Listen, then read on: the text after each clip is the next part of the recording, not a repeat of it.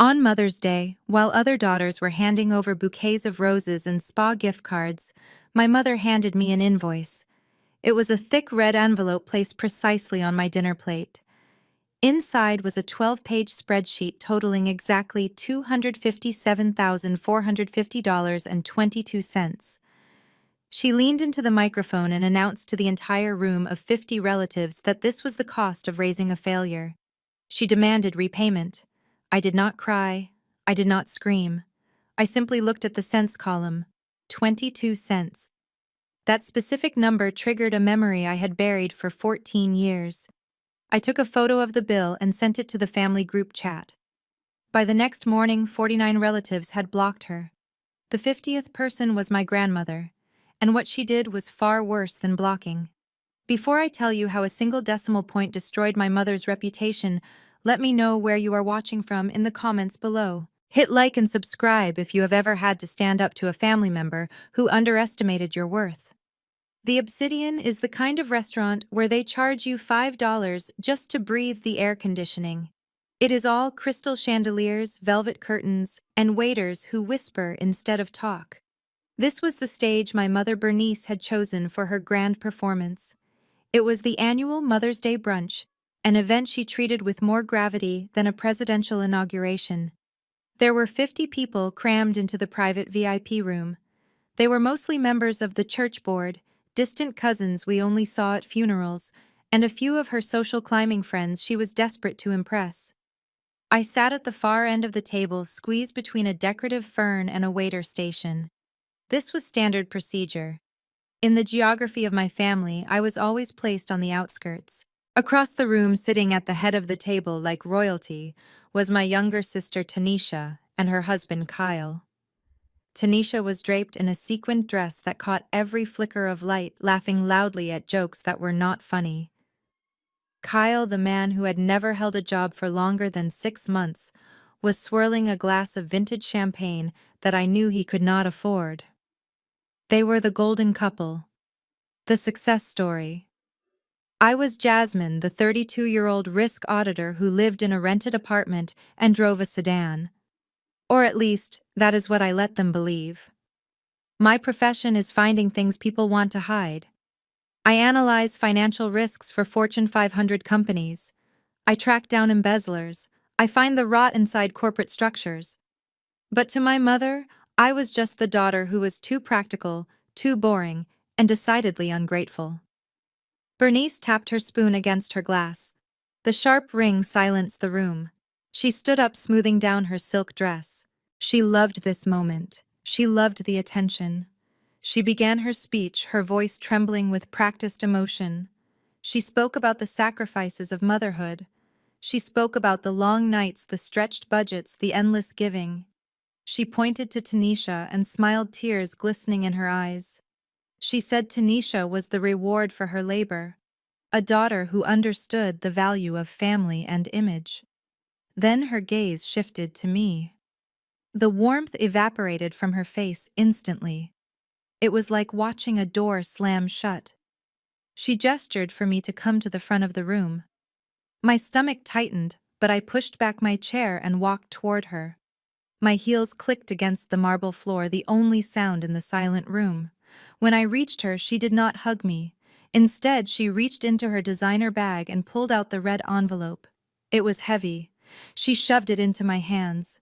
She spoke into the microphone, her voice amplified so that even the kitchen staff could hear. She said that since she was looking to retire soon, she needed to settle her accounts.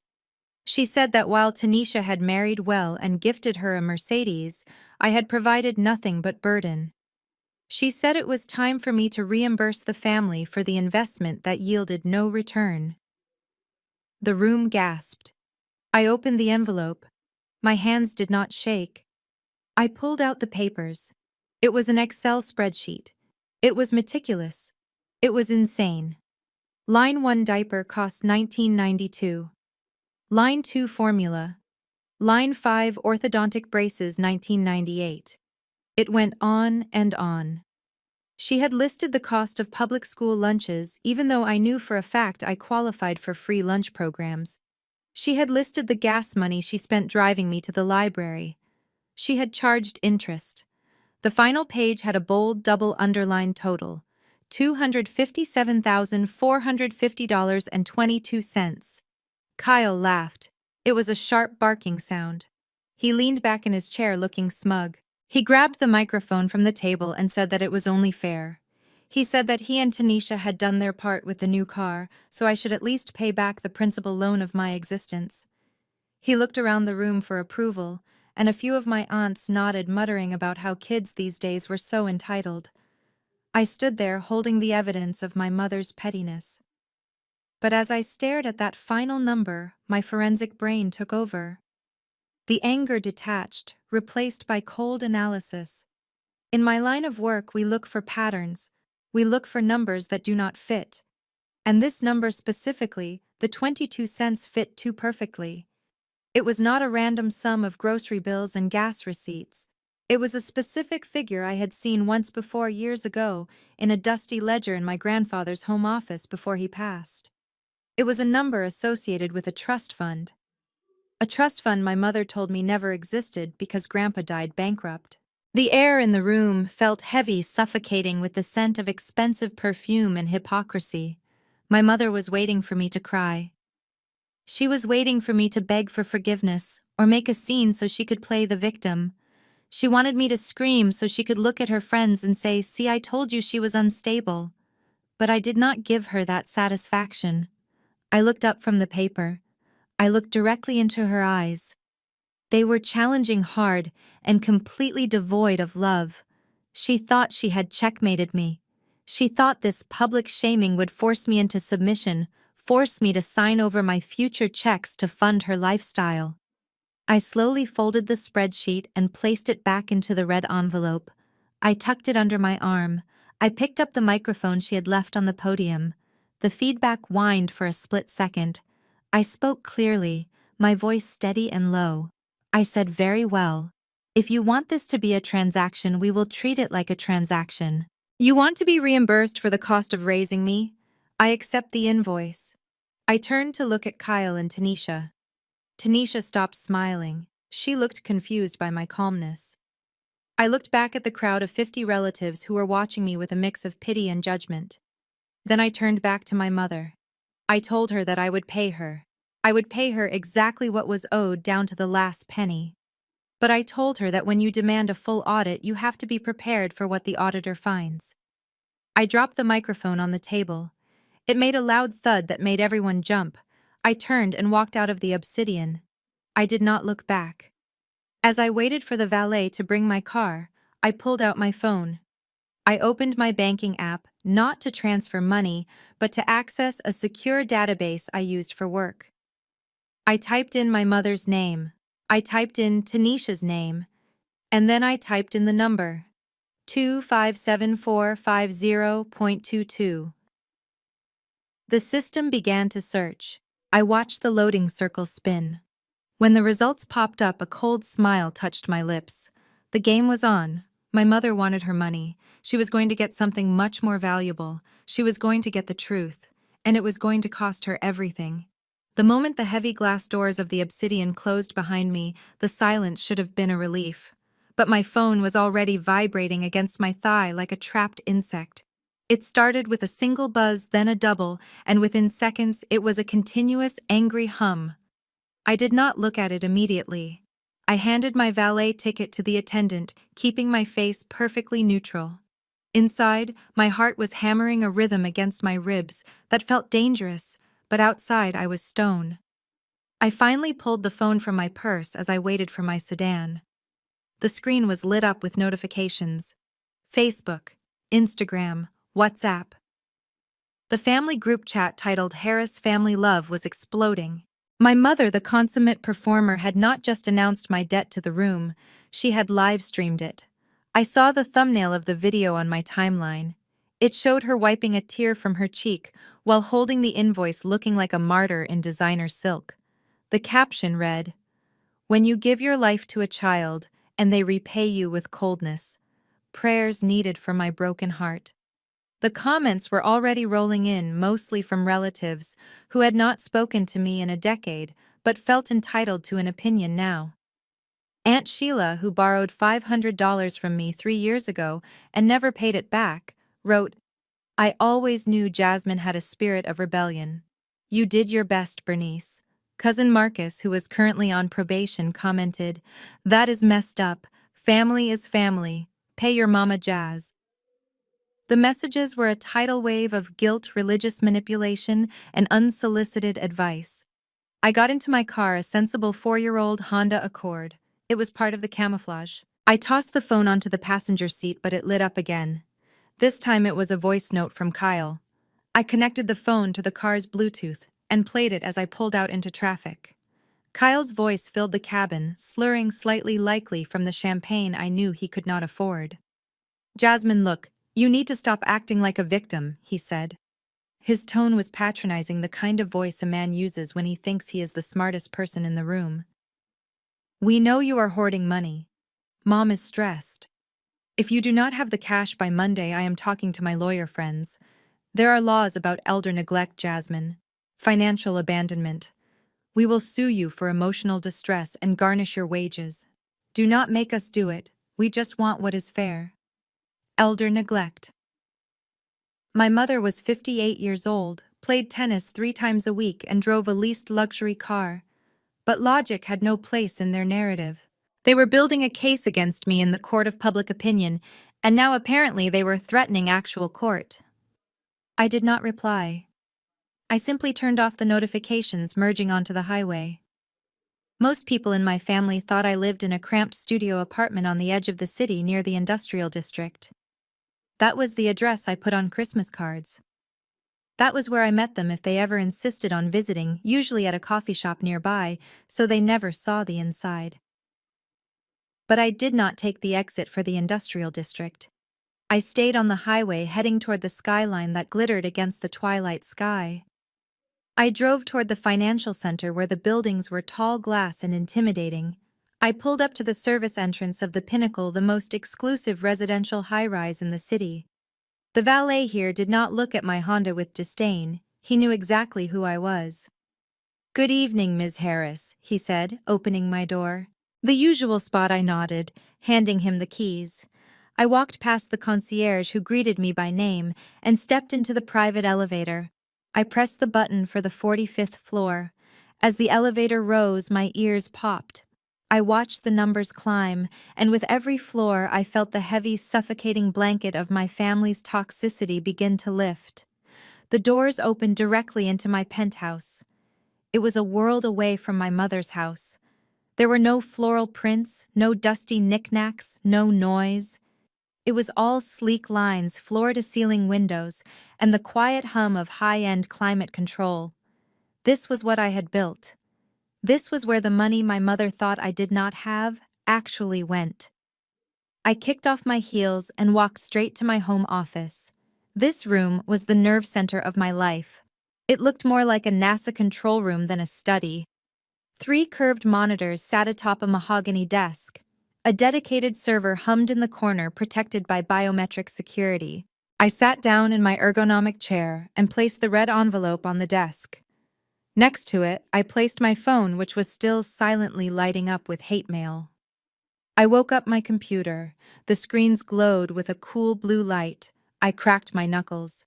It was time to go to work. I was not Jasmine, the daughter, anymore.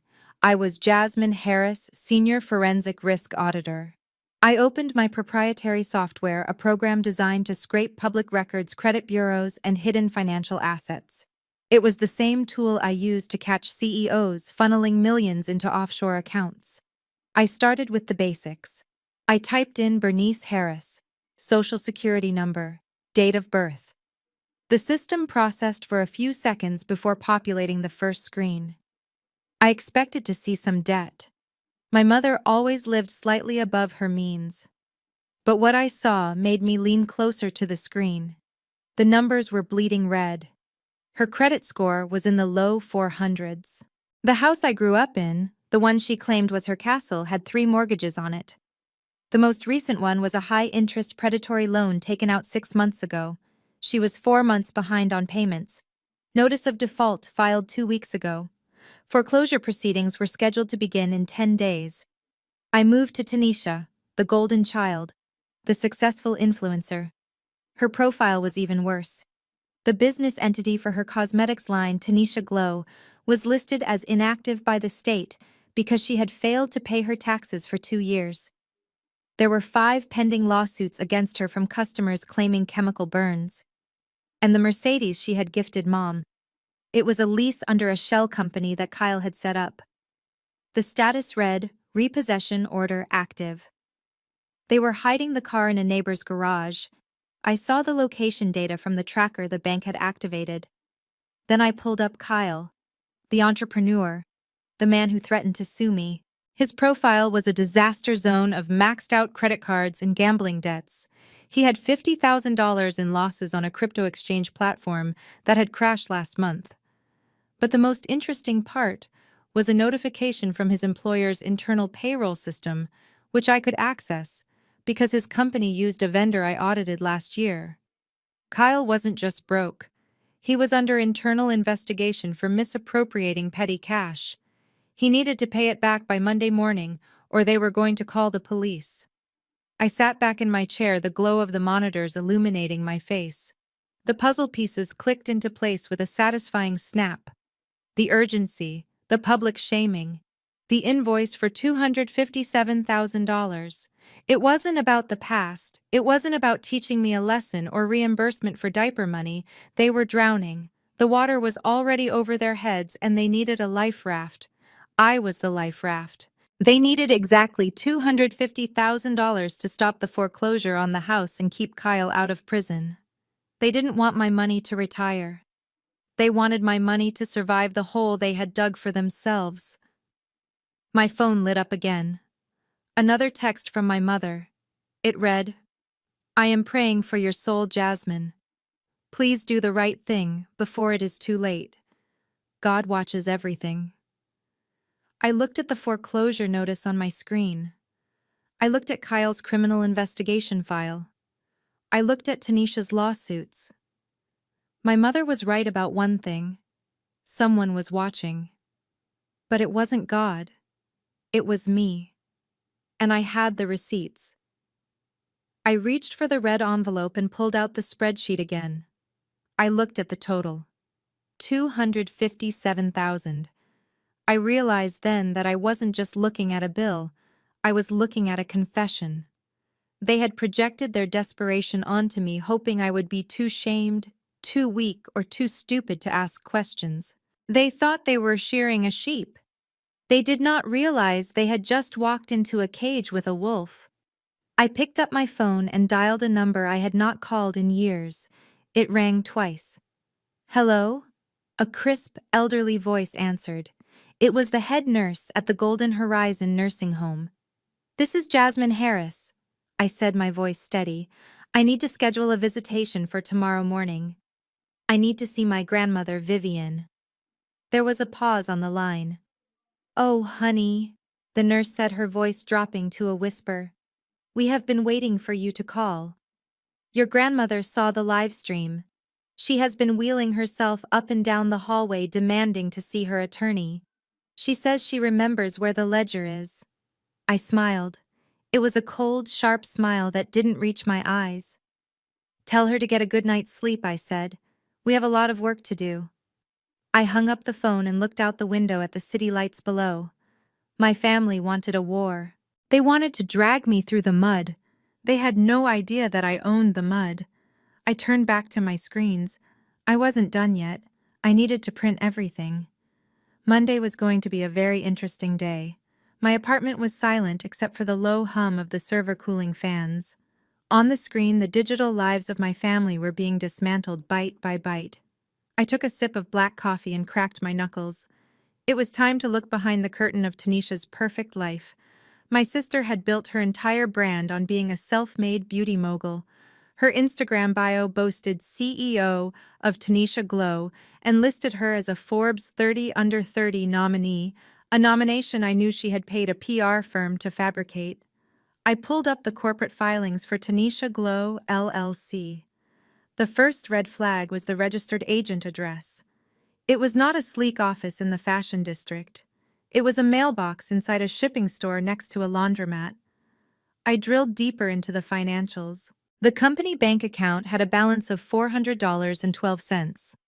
For a business that claimed to be shipping thousands of units a week, the cash flow was non-existent. Then I found the lawsuits. They were not just small claims court disputes. These were class action filings. I opened a PDF of a complaint filed 3 weeks ago in federal court. The plaintiffs were 50 women claiming that Tanisha's Miracle Night Cream caused severe chemical burns and permanent scarring. I scrolled through the attached evidence photos. They were horrifying. Red inflamed skin, blisters. Tanisha wasn't selling luxury skincare. She was buying cheap, unregulated industrial filler from an overseas supplier, slapping a gold label on it, and selling it for $80 a jar. The FDA had already sent 2 cease and desist letters. She had ignored both. I minimized the lawsuit window and typed in the license plate of the Mercedes G-Wagon she had gifted our mother. Tanisha had made a huge spectacle of the surprise reveal video, crying about how she wanted to spoil the woman who raised her. The database search returned a hit immediately. The car was not purchased. It was not even leased. It was a daily rental from a company called Exotic Flex Rentals. The daily rate was $499. The rental agreement was in Kyle's name, and the credit card on file had been declined yesterday. They were driving a stolen rental car to a brunch where they called me a failure. I shifted my focus to Kyle. My brother-in-law liked to present himself as a venture capitalist and crypto visionary. In reality, he was a mid-level procurement manager for a logistics firm. I accessed his personal trading accounts using a backdoor tracing algorithm I developed for asset recovery. The graph on the screen looked like a cliff dive. 6 weeks ago, Kyle had transferred $50,000 into a decentralized wallet. He had bet everything on a new cryptocurrency called Moonrise Alpha. I checked the coin's status. It was a classic rug pull scam. The developers had vanished with everyone's money 3 days after launch. The value of Kyle's $50,000 was now 0.001 cents. But the question remained. Where did Kyle get $50,000 to gamble with? He and Tanisha were drowning in debt. They could barely afford their rent, let alone a high-stakes crypto bet. I opened a second monitor and accessed the vendor portal for his employer, Apex Logistics. Because I had audited Apex 2 years ago, I knew their billing codes. I searched for invoices approved by Kyle in the last 2 months. There it was. A series of payments to a shell company called KT Consulting. The invoices were for consulting services and strategic planning. The total amount embezzled over 6 months was exactly $215,000. He had been siphoning money from his company to fund their fake lifestyle and his gambling addiction. I checked the Apex Logistics corporate calendar. My heart stopped for a second. Scheduled for this coming Monday at 9 in the morning was a quarterly external audit. The auditors would see these fake invoices immediately. Kyle was not just broke, he was roughly 48 hours away from being arrested for corporate embezzlement and wire fraud. I sat back, the leather of my chair creaking. The full picture finally came into focus. The $257,000 bill they gave me wasn't about the cost of raising me. It wasn't about diaper money or resentment. It was a ransom note. They needed roughly $250,000 to pay back Apex Logistics and cover Tanisha's immediate legal fees before Monday morning. If they didn't get the money, Kyle would go to prison and Tanisha would be exposed as a fraud. They were willing to destroy my financial future, publicly shame me, and guilt-trip me into bankruptcy just to cover up their crimes. They viewed me as nothing more than an insurance policy they could cash in. The cruelty was functional. It was a calculated, desperate attempt to survive. Just as I was about to print the evidence, the landline on my desk rang. I stared at it. Nobody had that number except for emergencies. It was nearly midnight. I picked up the receiver. "Hello, Ms. Harris." The voice was soft but urgent. It was the night shift head nurse at Golden Horizon. "This is Nurse Betty. I am so sorry to call so late, but your grandmother, Miss Vivian, is insisting we call you. She is very agitated. Is she okay? Is it her heart? I asked, already reaching for my car keys. No, she is physically fine, the nurse said. But she saw the video of your mother. She has been awake for hours. She told me to tell you that she remembers. Remembers what I asked, freezing with my hand on the doorknob. The nurse paused and I could hear rustling in the background. She says she remembers where the ledger is. She said to tell you that the numbers in the wall are the key. Does that mean anything to you? A chill went down my spine. The numbers in the wall. It was something my grandfather used to say when he taught me how to hide valuables. I realized then that my grandmother wasn't just a sweet old lady in a nursing home. She was the keeper of the family's true history. Tell her I am coming, I said. Tell her I will be there in 20 minutes. And Betty, do not let my mother or anyone else in to see her. I hung up the phone. I grabbed a flash drive and downloaded every file I had just found on Tanisha and Kyle. I put the red envelope with the Mother's Day bill into my bag. The digital evidence was damning, but to truly bury them, I needed the physical proof from the past.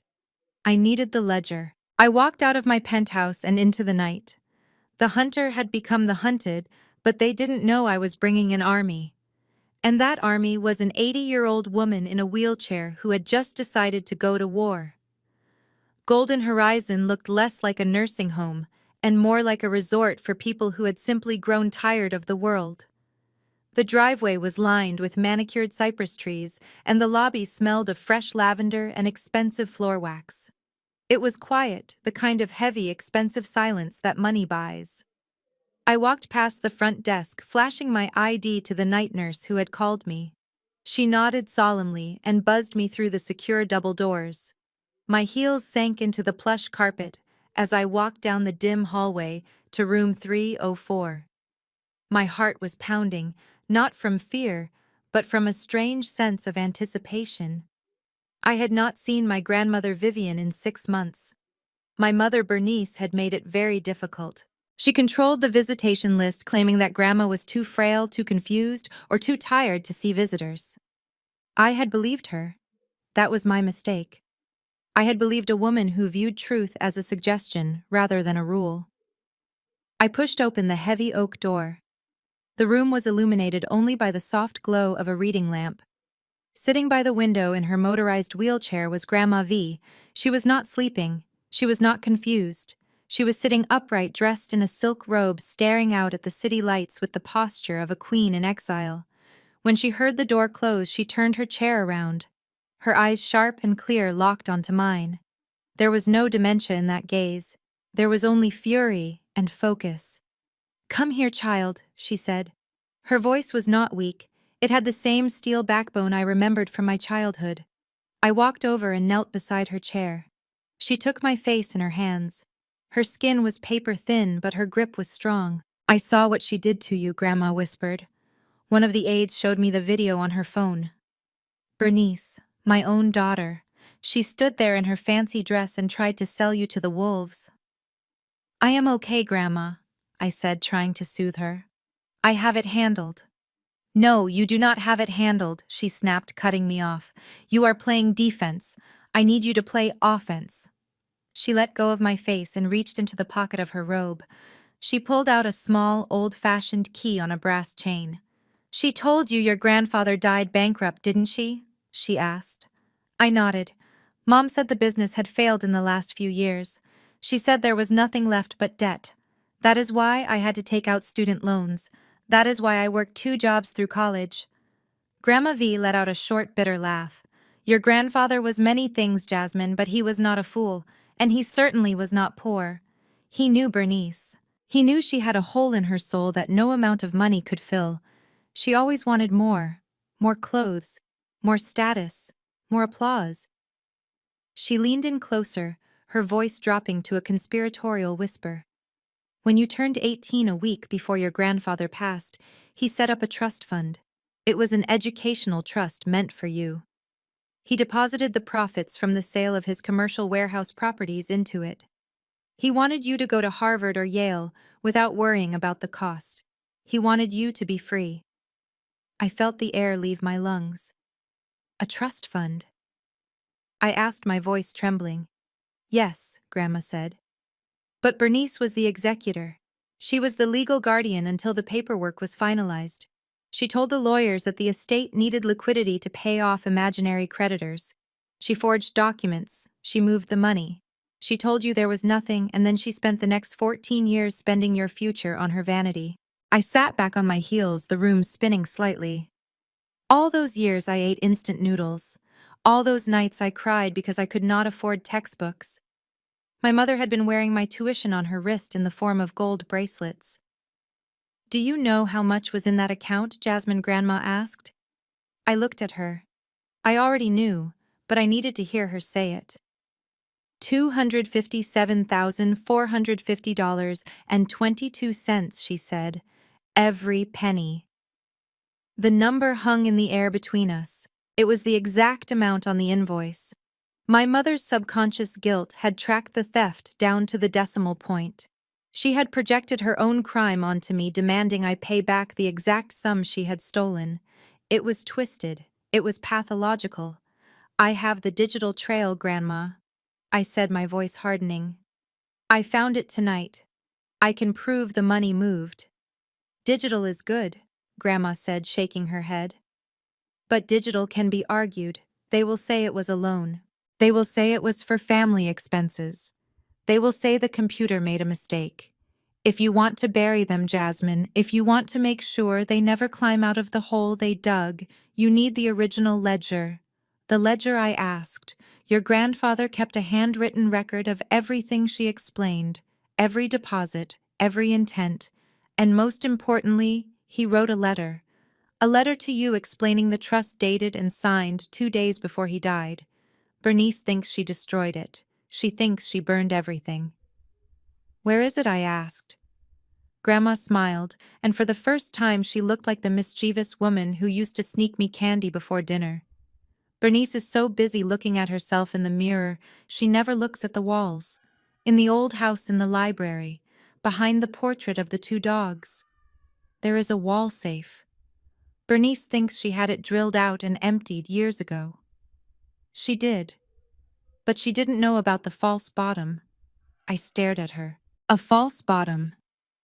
Your grandfather didn't trust banks, and by the end he didn't trust his daughter, Grandma said. The letter and the original bank certificates are under the felt lining of the safe.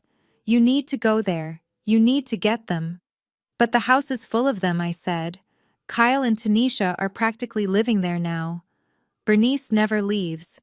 Then you have to be smarter than them, Grandma said, placing the brass key in my hand. It was cold and heavy. This key opens the false bottom. You go there. You get what belongs to you. And then you bring it to church on Sunday. She gripped my hand one last time. She took your money. She took your peace. She tried to take your dignity. We are going to take back everything plus interest. Now go, before they realize the wolf is at the door. I stood up, closing my hand around the key. I kissed my grandmother on the forehead. She smelled of lavender and vengeance. I walked out of the room, down the silent hallway, and out into the cool night air. The sadness was gone. The confusion was gone. I had a mission. I had a key. And I was going back to the house where I grew up, the house that was bought with my stolen future, to tear it down from the inside out. The drive to my childhood home felt like traveling backward in time, but not to a happier era. I turned onto the tree-lined street, where the lawns were manicured to within an inch of their lives. The house stood at the end of the cul-de-sac, a sprawling 2-story colonial that projected stability and wealth. From the curb, it looked perfect. The white pillars were spotless, and the azaleas were in full bloom. But I knew better. I knew that behind those heavy oak doors the foundation was rotting, eaten away by secrets and debt. I parked my sedan behind Tanisha's rental Mercedes, which I noticed was parked at a strange angle, as if the driver had been in a rush or perhaps intoxicated. I took a deep breath, steeling myself. I had texted my mother an hour ago, telling her I was coming over to discuss a payment plan for the invoice. I knew that would work. The promise of money was the only thing that could make Bernice pause her histrionics. To her, I was not a daughter coming to visit. I was a walking checkbook coming to capitulate. I unlocked the front door with my old key. I expected a confrontation the moment I stepped inside, but instead I walked into a wall of noise. The house sounded like a stock trading floor during a crash. Bernice was pacing in the formal dining room, the phone pressed to her ear. She was wearing a silk caftan, but her hair was disheveled, and her voice was shrill. "You cannot speak to me like that," she screamed into the receiver. "Do you know who my family is? We have been customers of your bank for 30 years. I am telling you, the transfer is pending. It is a technical error on your end. If you send one more letter about foreclosure, I will sue you for harassment." She was lying. There was no transfer pending. She was trying to bully a minimum wage bank employee into delaying the inevitable. She glanced at me as I walked in, but she didn't hang up. She just held up a finger signaling me to wait, as if I were a servant interrupting a royal decree. In the living room, the scene was equally chaotic. Tanisha was sprawled on the beige sofa surrounded by shopping bags from high-end boutiques. But she wasn't unboxing them. She was frantically shoving clothes back into them. Her face was streaked with mascara tears. They declined it. She sobbed into her phone, presumably talking to one of her vapid friends. The card was declined at Saks Keisha. It was so embarrassing. The cashier cut it up right in front of me. I told her it was fraud protection, but everyone was staring. "I need you to lend me $2,000. Just until Tuesday." She didn't even look up when I walked past the archway. They were both so consumed by their own financial implosion that I was invisible. It was perfect. I didn't have to make small talk. I didn't have to pretend to care. I just nodded at my mother, gestured toward the kitchen, as if I were getting a glass of water, and slipped into the hallway.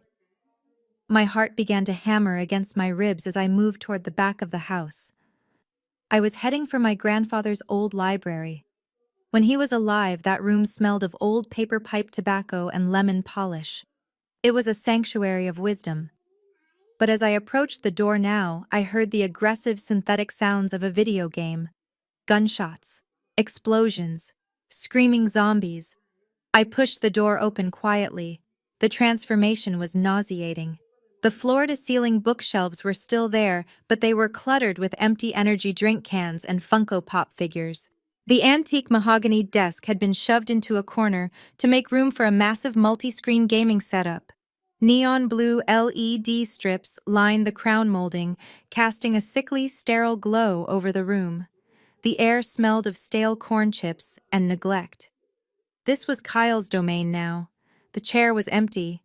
The game was paused on the screen. I scanned the room quickly. My grandmother had been specific. Behind the painting of the two hunting dogs. I spotted the painting on the far wall hanging slightly crooked. It was an oil painting of two English pointers that Grandpa had loved. I walked over to it, my footsteps silent on the rug. I grabbed the heavy gold frame and swung it away from the wall. My stomach dropped. The wall safe was there, but the dial had been drilled out. The metal door hung open, exposing the dark, empty cavity inside.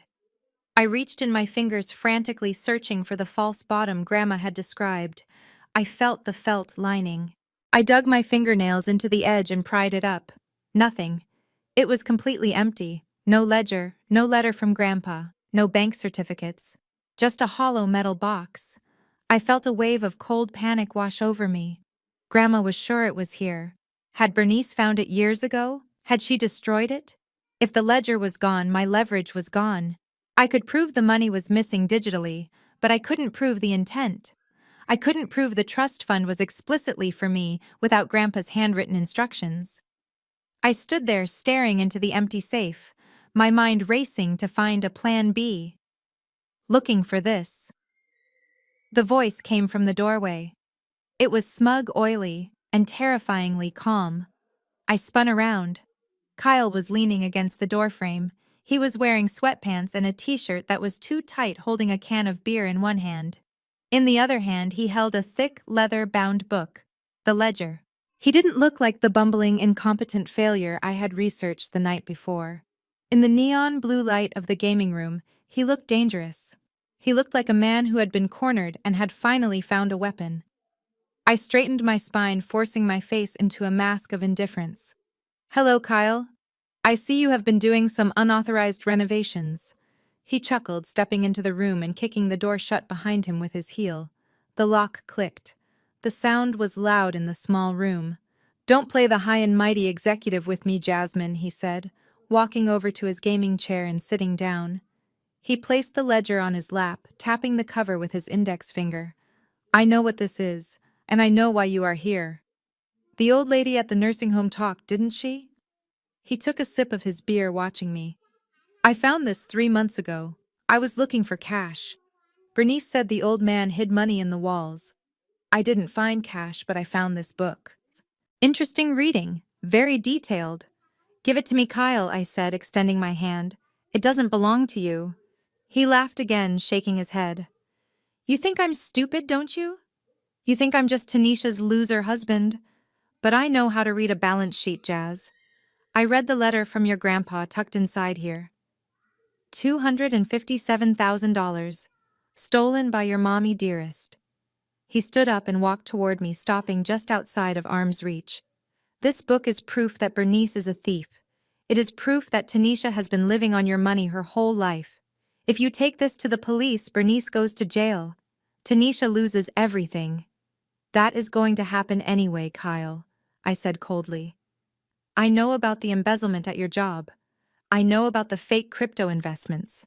You are going down regardless of this book." His face twitched. The smugness faltered for a second, replaced by a flash of genuine fear, but he covered it up quickly with anger. "That is why we are going to make a deal," he hissed. He reached into his back pocket and pulled out a folded document. He tossed it onto the desk next to me. "Sign it," he commanded. I looked down at the paper. It was a transfer of deed, a quitclaim deed. "Grandpa left you that plot of land out past the county line," Kyle said. "The swampland. You never did anything with it, but I have a buddy in real estate development. He says the city is expanding that way. He says a developer wants to buy that land for a strip mall." He took a step closer, his voice dropping to a whisper. "The offer is on the table, $3 million, but the deed is in your name because of the trust. So here is the deal, Jasmine. You sign this paper transferring the land to Tanisha. We sell it. We pay off my debts, we pay off the house, and we live happily ever after. You do that and I give you this book. You can put Bernice in jail for all I care. I just need the money." "And if I don't?" I asked, meeting his gaze. He held up the ledger. He pulled a lighter from his pocket and flicked it on. The flame danced inches from the brittle yellowed pages of my grandfather's legacy. "Then I burn it," he said, his eyes dead serious. "I burn the proof. I burn the letter. And then I call the police and tell them you broke into my house and tried to assault me. Who are they going to believe, the successful family man or the bitter estranged daughter who trespasses?" I looked at the flame. I looked at the ledger. I looked at the deed. I knew the land he was talking about. Grandpa called it the mud patch. I thought it was worthless. Kyle obviously thought it was his golden ticket, but he didn't know I was recording this entire conversation. And he certainly didn't know that $3 million was a low-ball offer. I reached for the pen on the desk. "You want a signature, Kyle?" I asked softly. "Yes," he breathed, seeing victory. I picked up the pen. I leaned over the document, but I didn't sign my name. I wrote 2 words in big, bold letters across the signature line. "Try me." I dropped the pen. The look of confusion on his face was worth every penny of the debt. But before he could react, before the flame could touch the paper, a loud crash came from the front of the house, glass breaking, and then sirens. It seemed my mother's call to the bank didn't go as well as she planned. Or maybe, just maybe, I had called for backup before I even walked through the door. The sirens I heard earlier faded into the distance. They were not coming for us. They were just passing by on the main road, a cruel trick of acoustics that had given me a moment of hope. Now the silence returned to the gaming room, heavier and more suffocating than before. Kyle picked up the pen I had dropped. He looked at the words "Try me" scrawled across the signature line of the deed. His face flushed a dark, angry red. You think this is a joke, Jasmine? He spat, stepping closer. You think because you have a fancy job in the city you are untouchable. But you are in my house now, and you are not leaving until you sign this properly. He grabbed my arm. His grip was bruising. I didn't struggle. I didn't scream. In my line of work, panic is the enemy. I let him drag me out of the library and into the living room where Tanisha was still sitting amidst her pile of returned designer clothes. What is going on? Tanisha asked, looking up from her phone. Her mascara was smeared, giving her the look of a tragic raccoon. Why are you shouting? Your sister is refusing to help us, Kyle announced, shoving me toward the center of the room like a prisoner of war. I found a buyer for the swamp land. $3 million, Tanisha. $3 million. Enough to pay off your lawsuits, clear my debts, and save this house. And she won't sign the paper. Tanisha's eyes went wide. The tears instantly vanished. 3 million! She repeated the number, rolling off her tongue like honey. She stood up and walked over to me. Jasmine, is that true? You are sitting on $3 million and you are letting Mom get foreclosed on. I smoothed out my blazer, looking at them with disgust. It is not about the money, Tanisha. It is about the fact that Kyle is blackmailing me with evidence of Mom's crimes. He is holding Grandpa's ledger hostage. Tanisha waved her hand dismissively. Who cares about some old book, Jasmine? Mom did what she had to do to survive. You always want to live in the past. We have a crisis right now. Just sign the paper. Why are you being so selfish? Selfish. That was the trigger word in this house. If I kept my own money, I was selfish. If I didn't let them abuse me, I was selfish. Just then, the kitchen door swung open. Bernice marched in. She looked even more frazzled than before. The bank had clearly not given her the answer she wanted. She saw the three of us standing in a triangle of tension. She saw the quitclaim deed in Kyle's hand. She saw the defiance on my face. What is this about $3 million? Bernice asked, her radar for money instantly activating. Kyle explained the deal quickly, painting himself as the hero who had found a solution, and me as the villain standing in the way of the family's salvation. He didn't mention he was going to burn the ledger. He just said I was being difficult. Bernice turned to me. She didn't ask for my side of the story. She didn't ask if I was okay. She crossed her arms and let out a long, disappointed sigh. Jasmine, signed the paper, she said. It was a command, not a request. Mom, Kyle is threatening me, I said, testing her one last time. He admits he embezzled money. He admits he stole the ledger. I don't care, Bernice snapped. Her voice was sharp enough to cut glass. I really don't care, Jasmine. Look at this house. Look at your sister. We are on the brink of losing everything. That land has been sitting there for 14 years, growing nothing but weeds. If selling it can save my reputation and your sister's future, then you will sell it. It is the least you can do after all the grief you have caused us today with that stunt at the restaurant. I stared at her. The woman who gave birth to me. She was willing to overlook extortion, theft, and abuse just to keep her leased luxury car and her country club membership. You want me to sell Grandpa's legacy for $3 million? I asked slowly. It is a fair price. Kyle interjected quickly. Too quickly. And that was when my brain, the brain of a forensic auditor, finally made the connection. Kyle had said a developer wanted to build a strip mall, but $3 million for a strip mall location in that specific county was unheard of. The land was marshy, the zoning was agricultural, unless the zoning had changed. I remembered a briefing I had read 2 weeks ago about a massive infrastructure project called the Azure Corridor. The state was planning to build a high-speed transit hub connecting the tech district to the suburbs. They needed land. Lots of it. And they were paying a premium. If Grandpa's land was in the direct path of the Azure Corridor, it wasn't worth $3 million. It was worth $20 million, minimum. Kyle's friend, the developer, wasn't trying to build a mall. He was trying to flip the land to the state for a massive profit. And Kyle, being the amateur he was getting played. He was about to sell a diamond for the price of a cubic zirconia. A cold calm settled over me. They didn't know. They were too busy drowning in their own debt to look at the bigger picture. If I signed that paper, I wouldn't just be losing the land. I would be letting them get cheated, which would be poetic justice, but I would also be losing the only leverage I had to get the ledger back. I needed to stall. I needed to get out of there, verify the zoning maps, and come up with a plan to extract the ledger without giving up the land. I took a deep breath, letting my shoulders slump. I forced tears into my eyes. I made myself look small, defeated. The daughter they wanted to see. I I can't think straight, I stammered, my voice trembling. You are all yelling at me. It is too much pressure. Bernice stepped closer, smelling blood in the water. We are not yelling, Jasmine. We are telling you what needs to happen. We are a family. Families make sacrifices. I need time, I whispered. I need to review the tax implications. If I sign this today, the IRS will freeze my accounts. I need to talk to my accountant. Kyle narrowed his eyes. You are stalling. I'm not. I lied. I just don't want to go to jail for tax evasion, Kyle. Unlike you, I care about the law. Give me 3 days. I will talk to my CPA. I will draw up the papers properly. 3 days.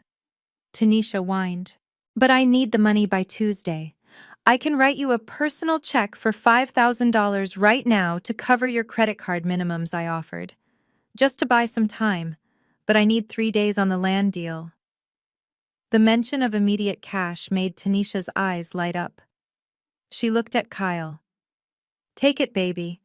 5,000 is better than nothing. We can hold off the lawyers until Wednesday. Kyle looked at me, then at the deed, then at Bernice. He knew he was close. He didn't want to push too hard and make me run to the police. He thought he had broken me. Wednesday, Kyle said, pointing a finger in my face. Wednesday at noon. You come back here with the signed deed, or I burn the book. And I burn your reputation. Deal, I said softly. I reached into my purse and pulled out my checkbook. I wrote a check for $5,000. I handed it to Tanisha. She snatched it without a thank you. I turned to leave. Bernice didn't walk me to the door. She was already busy looking at the check over Tanisha's shoulder. As I picked up my purse from the coffee table, I pretended to fumble with the strap. Oops, I muttered, dropping the bag. Keys, lipstick, and a compact mirror spilled onto the rug.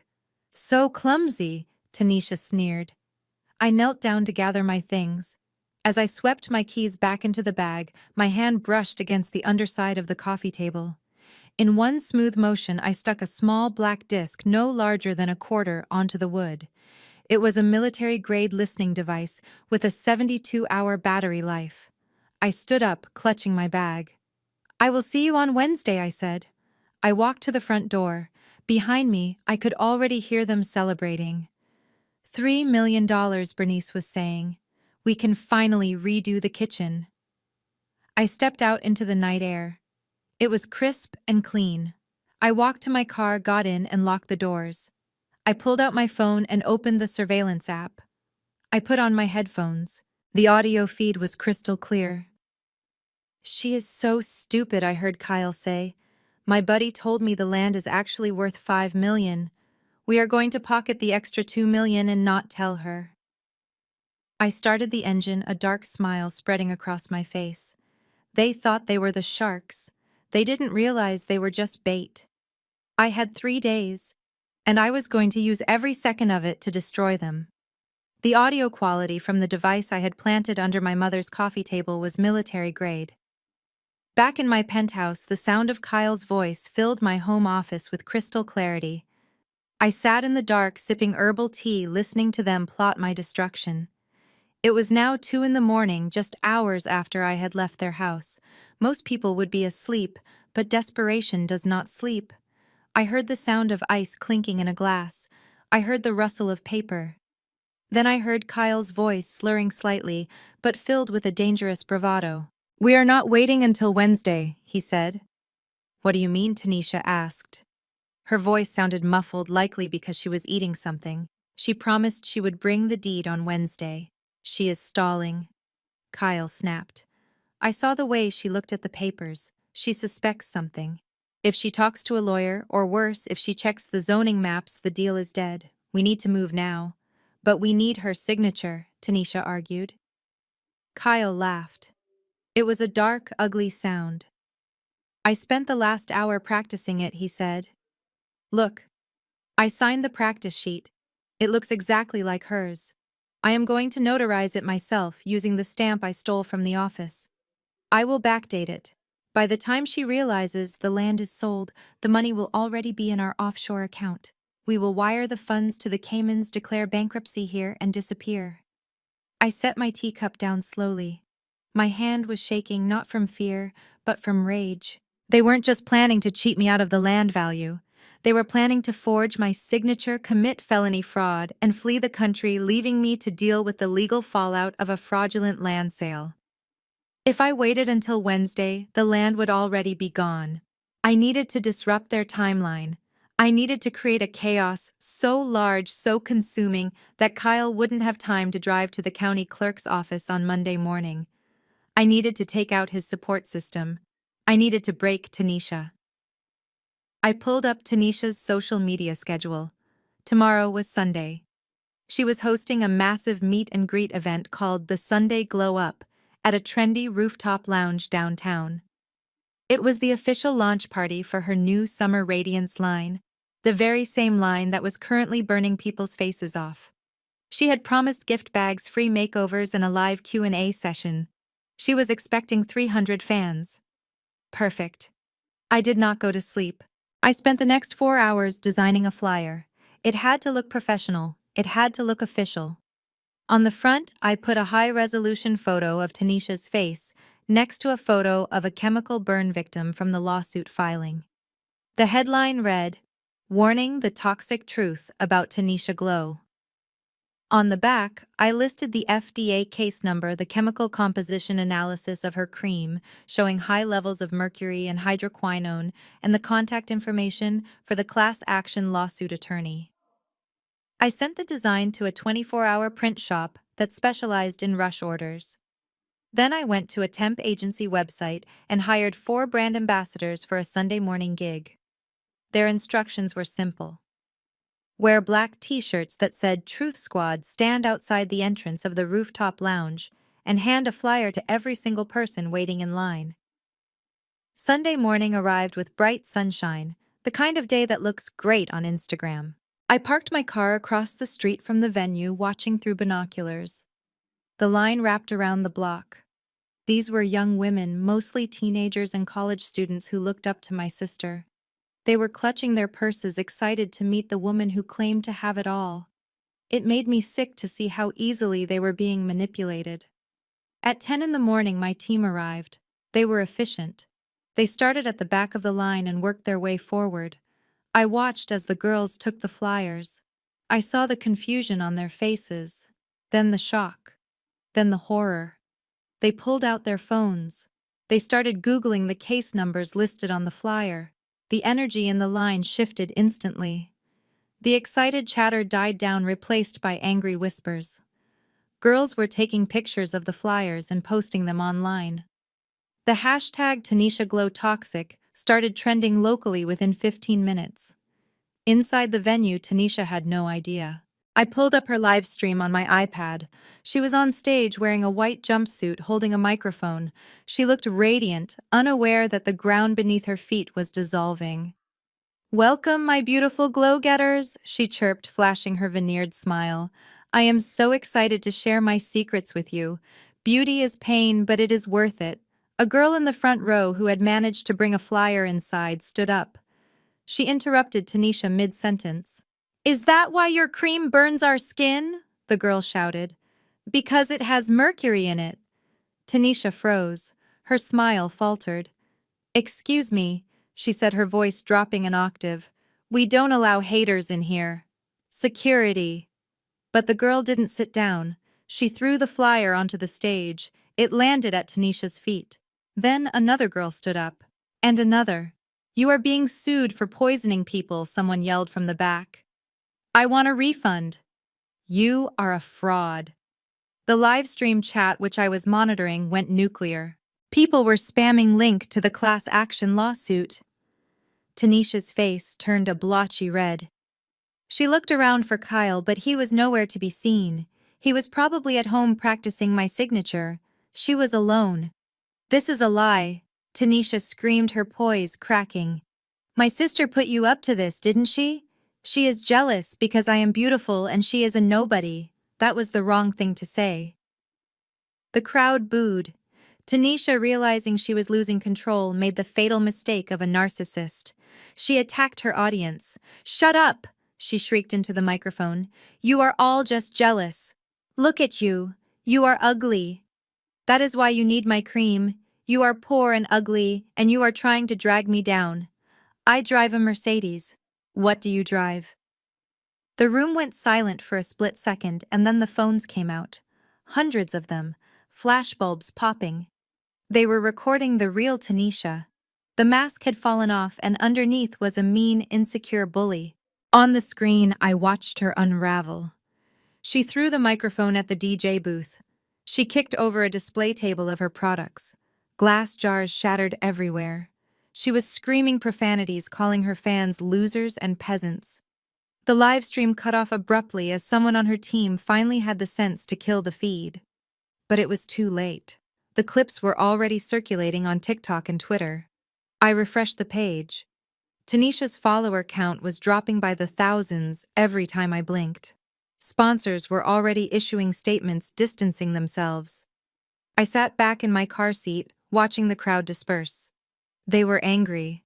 They felt betrayed. Tanisha had not just lost her business, she had lost her shield. Without her public image, she was just a broke woman with a lot of debt and a husband who was about to go to jail. My phone buzzed. It was a text from Kyle. "What did you do?" I didn't reply. I simply started my car and drove away. One domino had fallen. Now Kyle was isolated. He was panicked. And a panicked man makes mistakes. He wouldn't be able to focus on forging my signature now. He would be too busy trying to stop his wife from burning down the rest of their life. I had bought myself some time, but the war wasn't over. It was just getting started, and I still had a date with a listening device and a plan to get that ledger back. Monday morning at Sovereign Risk Management was usually a study in controlled chaos. Phones rang with urgent cadence, analysts shouted across the trading floor, and millions of dollars moved through fiber optic cables every second. But inside my glass-walled office on the 40th floor, it was quiet. I was sipping my green tea, watching the fallout of Tanisha's Sunday disaster on my third monitor. Her brand stock, which was really just a valuation based on social sentiment, had flatlined. The class action lawsuit I had helped anonymously promote was trending on Twitter. I felt a small, cold sense of satisfaction, but I knew the beast would not go down without a fight. The beast in this case was my mother. At 10:15, my desk phone blinked. It was Sarah, the receptionist in the main lobby downstairs. Her voice was tight, bordering on panic. "Ms. Harris," she whispered, "there is a woman down here. She says she is your mother. She is demanding to see the managing partner. She is screaming, 'Jasmine, security is about to get involved.'" I sighed, setting my tea down. "Send her up, Sarah," I said calmly. "And tell Mr. Sterling I need him in conference room B. Tell him it is regarding the personnel security protocol we discussed." I adjusted my blazer and walked to the elevator banks. I knew exactly what Bernice was doing. She was using the nuclear option. In her mind, if I destroyed Tanisha's career, she was going to destroy mine. She assumed that because she could bully me at the dinner table, she could bully me in a boardroom. She had no idea that in this building I was not the scapegoat daughter. I was the huntress. When the elevator doors opened, Bernice stormed out like a hurricane in a Chanel knockoff suit. She was holding an oversized handbag and wearing sunglasses indoors, trying to look like a celebrity facing the paparazzi. But up close, she just looked manic. Her makeup was a little too heavy, hiding the stress lines from a weekend of panic. "Where is he?" she demanded, ignoring me completely and addressing the nearest intern. "I want to speak to the CEO. I want to report a crime." I stepped into her path. "Hello, Mother." She whipped around, pulling her sunglasses down to glare at me. "You," she hissed, pointing a manicured finger in my face. "You ungrateful, jealous little witch. You ruined your sister's launch. You hired those actors. Do not try to deny it. I did not deny it. I simply checked my watch. You are causing a scene, Mother. If you want to talk, come into the conference room. No, she screamed, her voice echoing off the marble walls. I am not going into a back room with you. I want everyone to hear this. She turned to the open plan office where 50 analysts were now staring at her. Listen to me, she shouted, waving her arms. This woman, Jasmine Harris, is a fraud. She is a thief. She stole money from her dying grandmother to buy her fancy clothes. She is on drugs. I found cocaine in her bedroom. She is a liability to this company. The room went deadly silent. I saw Sarah, the receptionist, cover her mouth in horror. My mother was not just lying, she was trying to get me arrested. She was scorched earth personified. Just then, the double doors at the end of the hall opened. Mr. Sterling walked out. He was a man of few words, a 60-year-old titan of industry who had seen market crashes and corporate wars. He walked straight toward us, his face unreadable.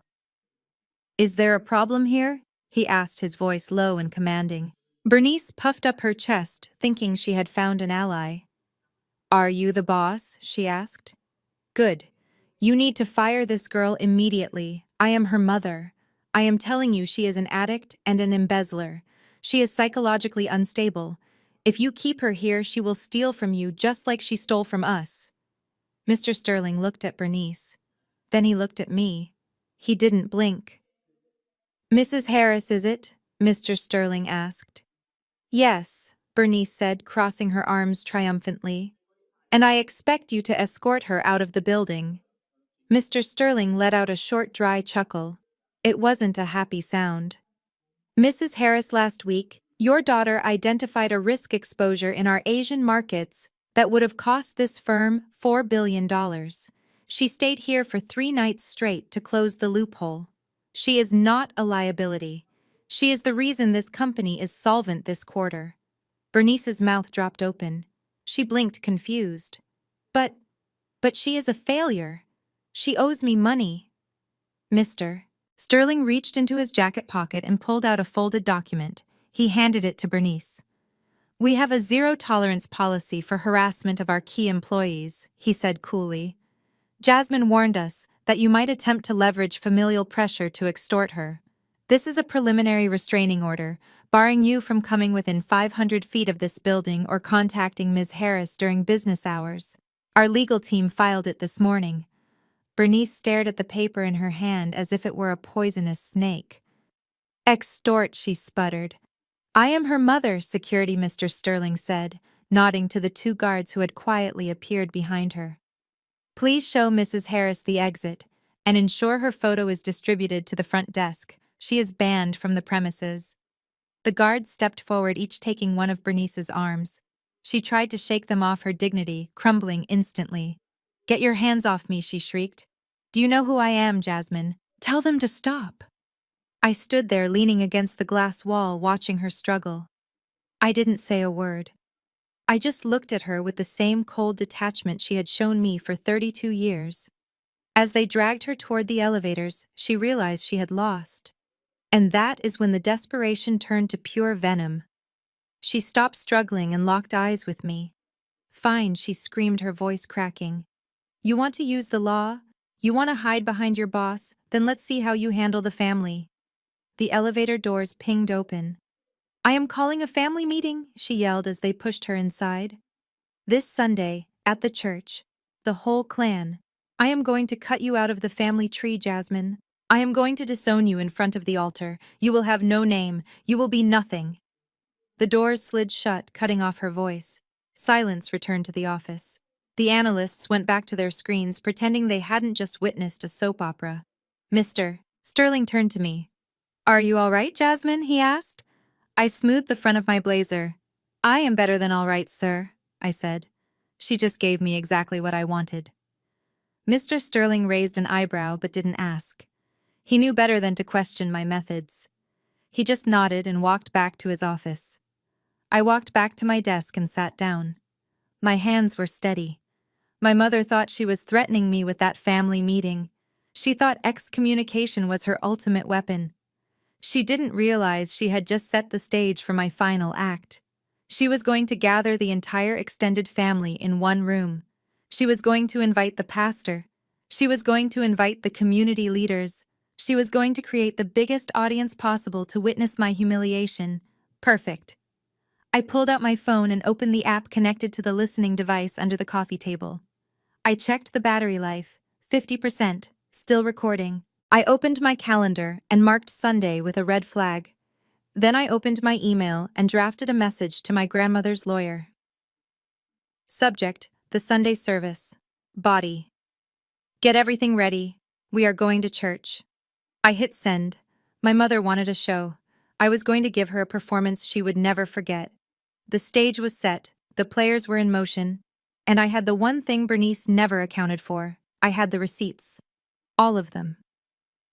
The law offices of Henderson and Associates were located in a brownstone building that smelled of old mahogany and expensive cologne. Mr. Henderson had been my grandfather's attorney for 40 years. He was the kind of lawyer who didn't advertise on billboards because his clients were the people who owned the billboards. He sat across from me, his silver eyebrows knitted together as he reviewed the mountain of evidence I had placed on his desk. "This is substantial, Jasmine," he said, his voice grave. He picked up the stack of papers on the left. "These are the bank statements from 14 years ago. We subpoenaed the archives directly from the bank's central storage." I looked at the documents. They were photocopies of microfiche records, grainy but legible. They told a clear, devastating story. On September 12th, 2 days after my grandfather's funeral, a withdrawal of $50,000. On September 15th, another $50,000. By October 1st, the trust fund account balance was zero. And here Mr. Henderson said, pointing to a signature at the bottom of the withdrawal slip, "This is supposed to be your grandfather's authorization, but the date is post-mortem." And the handwriting? "It is my mother's," I said. "She tries to loop her L's like Grandpa did, but she presses too hard on the paper." Mr. Henderson nodded. "It is forgery. It is theft. And because she was acting as a fiduciary, it is a severe breach of trust.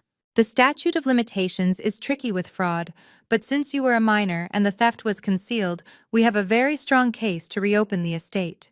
He moved to the digital evidence. I played the audio recording from the device I had planted under the coffee table. Kyle's voice filled the quiet office, bragging about forging my signature and fleeing to the Cayman Islands. Mr. Henderson took off his glasses and rubbed the bridge of his nose. "That is conspiracy to commit wire fraud and real estate fraud," he muttered, "and he is admitting it on tape. If we hand this to the district attorney, your brother-in-law is looking at 5 to 10 years in federal prison." Then we watched the video clips from Tanisha's disastrous event. We watched her scream at her customers. We watched her admit that the product was cheap. We reviewed the lab results, showing the mercury content. "Civil liability nightmare," Mr. Henderson concluded. "She will be bankrupt before the first lawsuit even hits the discovery phase." He leaned back in his leather chair and looked at me. His eyes were kind but serious. "Jasmine, you have enough here to not just win. You have enough to destroy them. If we execute this strategy on Sunday, there is no coming back. Your mother will be humiliated. She will likely face criminal charges. Your sister will be destitute. Your brother-in-law will be incarcerated. Are you sure you want to do this?" I sat there for a long moment. The air conditioner hummed in the background. Was I sure? It is a heavy thing to hold the executioner's axe over your own bloodline. I thought about the easy path. I could just walk away. I could leave them to their mess. I could go back to my penthouse and pretend they didn't exist. But then I thought about the invoice. $257,000. I thought about the way Bernice looked at me when she handed it over, the malice in her eyes. She didn't just want money, she wanted to break me. If I walked away now, they would never learn. They would find another victim. They would keep hurting people. "I am sure, Mr. Henderson," I said softly. "Prepare the paperwork. We serve them on Sunday." I left the office as the sun was setting. The city was bathed in a golden light, but I felt cold. I drove back to my apartment in silence. When I got home, I didn't turn on the lights. I poured myself a glass of wine and sat on the floor of my living room. I reached for a small wooden box on my bookshelf. It was the only thing I had taken from my childhood home when I moved out at 18. Inside was a photograph of my father. He was a quiet man, a gentle man. He worked at the post office for 30 years. He loved gardening, and he loved me, but he was weak. He let Bernice run over him. I remembered the nights he would sit in the kitchen, head in his hands, while Bernice screamed at him for not making enough money to buy her a new car. I remembered how he shrank smaller and smaller every year until he finally just faded away. He died of a heart attack when I was 20, but I knew the truth. Stress killed him. She killed him inch by inch with her demands and her ingratitude. I ran my thumb over his face in the photo. "I am sorry, Dad," I whispered. "I am sorry I couldn't save you. But I promise you she is not going to do to me what she did to you." A tear slid down my cheek. It was the first time I had cried since this whole nightmare started. It wasn't a tear of weakness. It was a release. I let myself feel the grief for 5 minutes. I let myself miss the father who used to sneak me chocolate bars when Mom put me on a diet. I let myself mourn the family I wished I had. Then I wiped my face. I put the photo back in the box. I stood up. The sadness was gone, replaced by a cold iron resolve. I picked up my phone. I opened the family group chat. It had been silent since Bernice's outburst at my office, but I knew they were all watching, waiting, terrified of what I would do next. I typed the message slowly, making sure every word was calculated to give them false hope. Message to Family Love Group Mother. You win. I am tired of fighting. I have liquidated some assets. I will have the money. I paused, watching the read receipts pop up. Bernice read it instantly. Tanisha read it. Kyle read it. I could almost hear their sighs of relief. I could imagine them high-fiving, thinking their intimidation tactics had worked. I continued typing. But I want to do this properly. Since you humiliated me in public, I want to clear my name in public. I will bring the check to church this Sunday. I want everyone there, the aunts, the uncles, the church elders. I want them to see that I am a good daughter who pays her debts. I hit send. The replies came in immediately. Bernice. Praise God. I knew you would come to your senses, Jasmine. We will be there. First pew. Don't be late. Kyle smart move, Jas. Bring the deed too. Tanisha, finally. Wear something nice for once. I stared at the screen, a dark smile playing on my lips. They thought they were coming to a coronation. They thought they were coming to collect their winnings. They had no idea they were walking into an ambush. I turned off my phone. I went to my closet and picked out my outfit for Sunday. A white suit, sharp, clean, clinical. The arsenal was gathered. The trap was set. Sunday was going to be a day of reckoning, and God help them because I certainly wouldn't. The fellowship hall of the First AME Church was usually reserved for potlucks and choir rehearsals, but today it felt more like a courtroom where the verdict had already been decided before the trial began. The air was thick with the scent of stale coffee floor wax and the heavy cloying perfume of 50 judgmental relatives. My mother had staged this perfectly. She had not chosen a private room. She had chosen the heart of our community, the place where reputation mattered more than truth. I stood at the back of the room for a moment, watching through the crack in the double doors. The rows of metal folding chairs were filled. Every aunt, uncle, cousin, and second cousin was there. Even the pastor, Reverend Miller, was sitting in the front row, looking solemn and grave. On the small stage, my mother Bernice was giving the performance of a lifetime. She was dressed in a modest black dress devoid of her usual flashy jewelry. She looked smaller, frailer. She was dabbing at dry eyes with a lace handkerchief, her voice trembling as she spoke into the microphone. "I never wanted it to come to this," she said, her voice cracking with practiced emotion. "A mother's love is unconditional. I gave that girl the clothes off my back. I went without lunch so she could have textbooks. And how does she repay me? With silence, with coldness. She lives in a luxury apartment while her own mother faces foreclosure. It breaks my heart, family. It truly breaks my spirit. A murmur of sympathy rippled through the crowd. I saw my Aunt Sheila shaking her head, clicking her tongue. I saw my cousin Marcus leaning over to whisper something to Tanisha, who was sitting next to Bernice looking appropriately somber in a navy blue dress that covered her neck. Kyle was standing by the side of the stage, arms crossed, tapping his foot. He looked nervous. He kept checking his watch, scanning the back of the room. He didn't care about the sermon.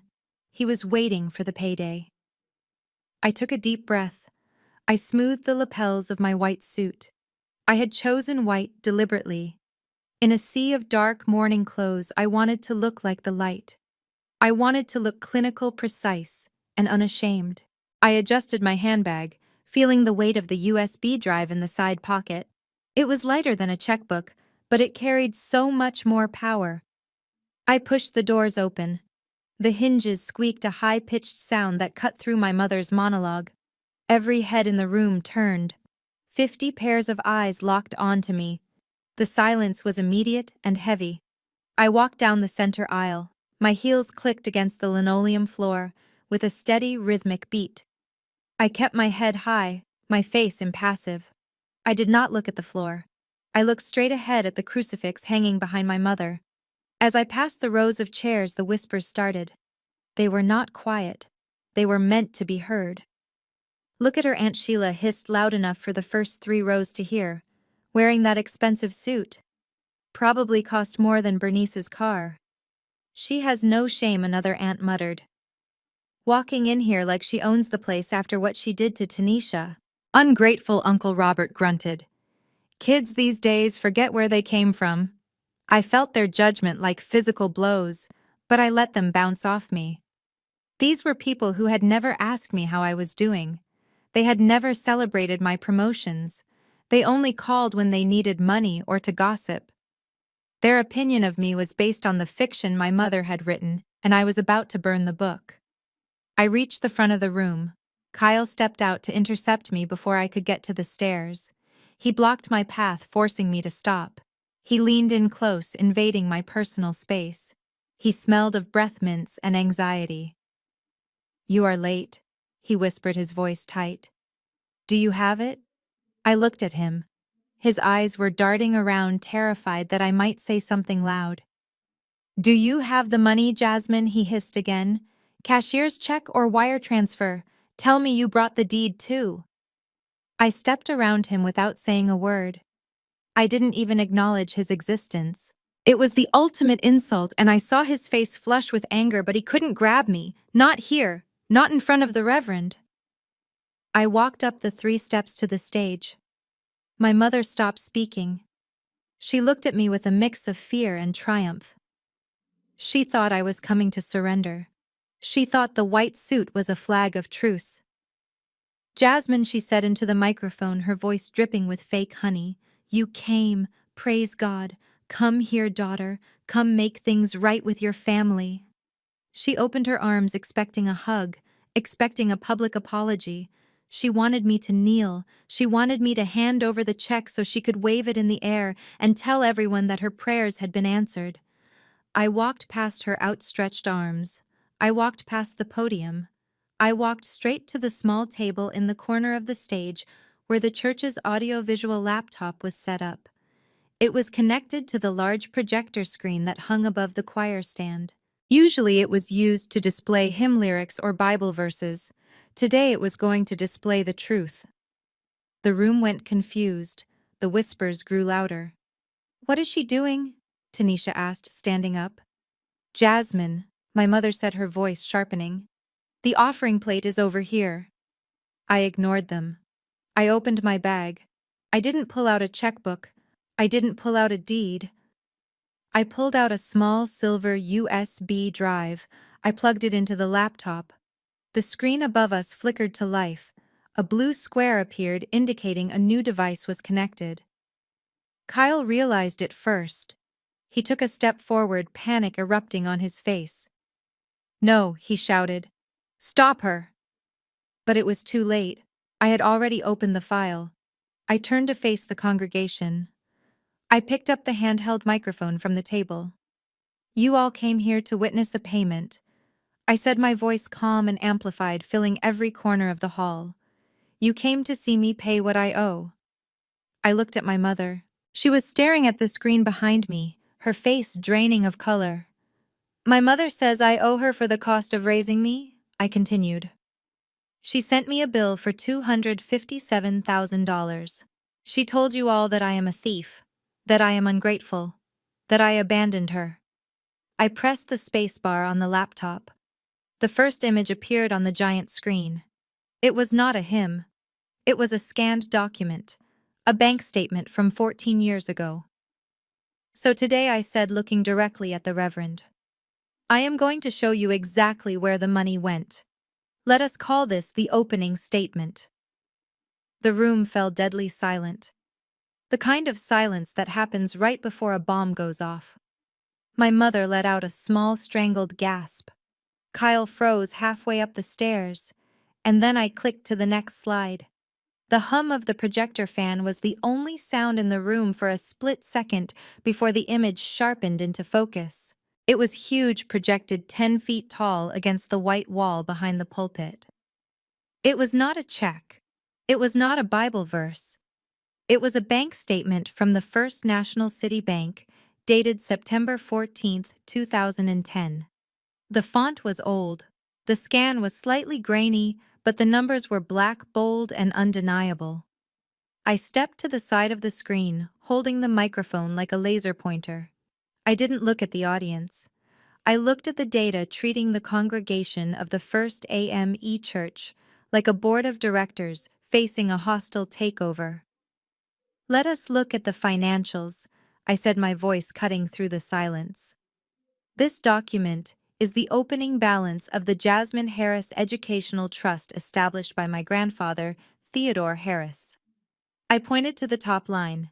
The date of deposit was August 30th, 2010, 1 week before he passed away. And the amount deposited was exactly $257,450.22. A gasp rippled through the pews. It started in the front row with the church elders and spread backward like a wave. They recognized the number. It was the exact same number my mother had put on the invoice she had handed me at the restaurant. It was the number she had plastered all over social media. The number she claimed was the cost of my burden. I turned to face my mother. Bernice was sitting in her pew, her mouth slightly open, her eyes wide with a mixture of confusion and dawning horror. She looked like a deer staring down the headlights of a semi-truck. "You told everyone that number was what I owed you," I said calmly. "But that number was what Grandpa left for me. It was my tuition. It was my start in life. It was my safety net." I clicked the remote in my hand. The slide changed. "Exhibit B," I announced. The screen now showed a withdrawal slip dated 3 weeks later. The handwriting on the slip was loopy and decorative.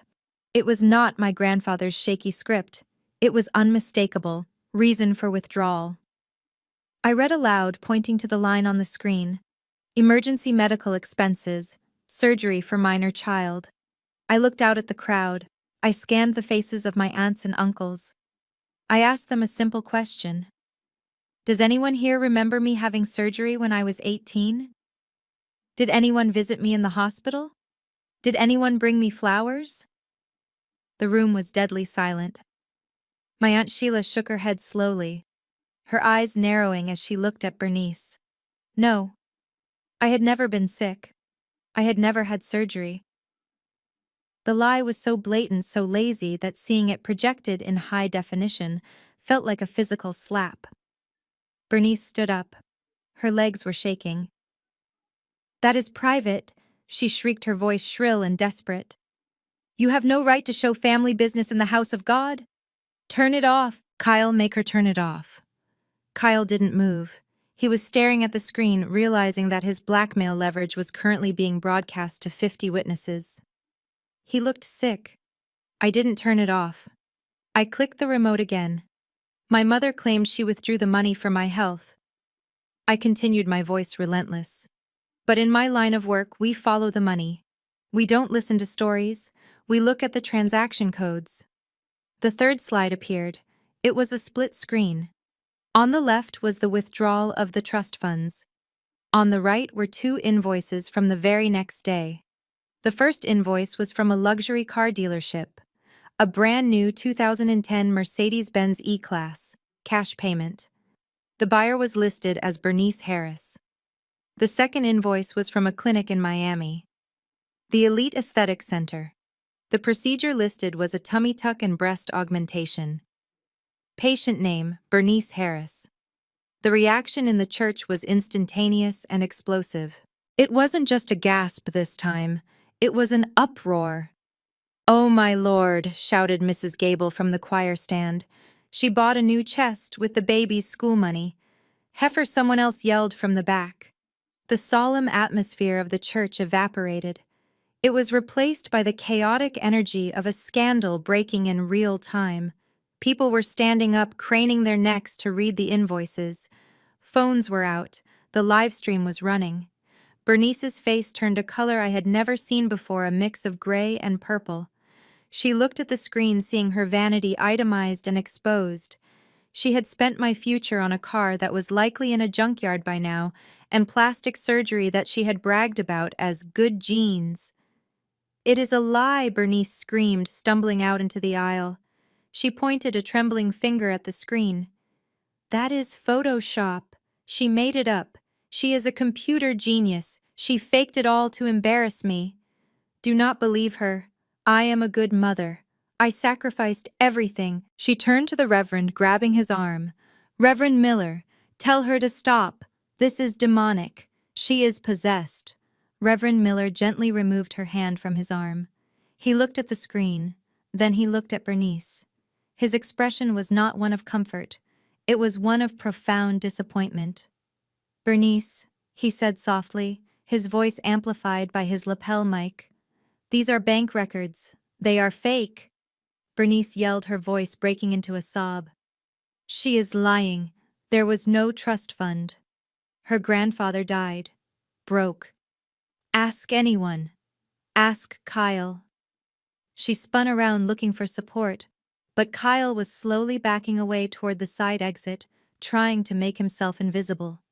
Tanisha was sitting with her head in her hands, realizing that the family money she thought she was entitled to was actually stolen goods. I watched my mother unravel. It was ugly. It was pathetic. But it was necessary. She was still clinging to the lie even when the truth was 10 feet tall behind me. She was banking on the fact that Grandpa was dead and couldn't defend himself. She thought that if she screamed loud enough, she could drown out the evidence. I spoke into the microphone one last time. "You say it is fake, Mother," I said. "You say Grandpa died broke. You say there is no one who can verify these documents because the only other person who knew about the trust is in a grave." Bernice glared at me, tears streaming down her face, ruining her makeup. "Yes, he is dead. You can't prove anything. It is your word against mine." I shook my head slowly. "Actually," I said, "there was one other person who signed as a witness on the original trust formation.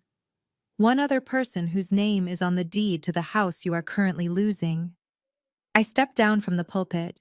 The crowd parted for me. I raised my arm and pointed a steady finger toward the double doors at the back of the sanctuary. "If you think I am lying, Mother, why don't you explain it to the real head of this family?" All heads turned to the back of the room. The double doors swung open with a bang. Framed in the sunlight of the doorway was a wheelchair, and sitting in it, dressed in her Sunday best with a hat adorned with a single sharp pheasant feather, was Grandma V. She wasn't smiling. She looked like a judge arriving to deliver a death sentence. Beside her stood two uniformed police officers and a man in a sharp gray suit whom everyone recognized as the toughest litigator in the city. Bernice stopped screaming. Her knees gave out and she collapsed onto the red carpet of the aisle. The room went silent again, but this time it was the silence of judgment. The witness had arrived. The double doors of the sanctuary remained open, allowing a beam of sharp afternoon sunlight to cut through the dusty air of the church. It illuminated my grandmother like a spotlight from heaven. She did not look like an invalid. She sat in her motorized wheelchair with her spine rigid against the leather, backing her hands resting calmly on the armrests.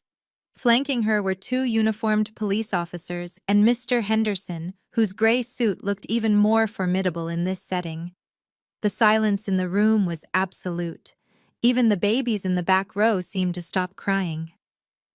Bernice was still on her knees in the aisle, her face streaked with mascara, staring at her mother as if she were seeing a ghost.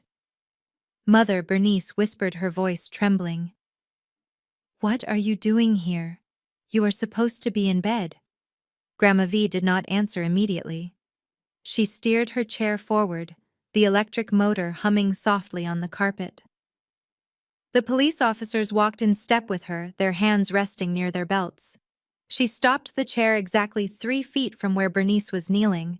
She looked down at her daughter, not with pity, but with the cold, hard judgment of a matriarch who had seen enough. "I am here because you summoned the family," Bernice Grandma said.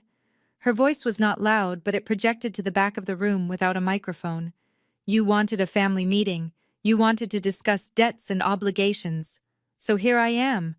Bernice scrambled to her feet, trying to regain some semblance of dignity. She smoothed her dress, forcing a wobbly smile. "Yes. Yes, of course. I just wanted everyone to know the truth about Jasmine. She is attacking us, Mother. She is showing fake documents. Tell them. Tell them I have been a good daughter to you." Grandma V let out a short, sharp laugh that sounded like dry leaves being crushed.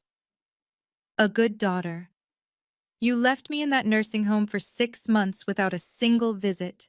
You only called the nurses to ask if I was dead yet, so you could read the will."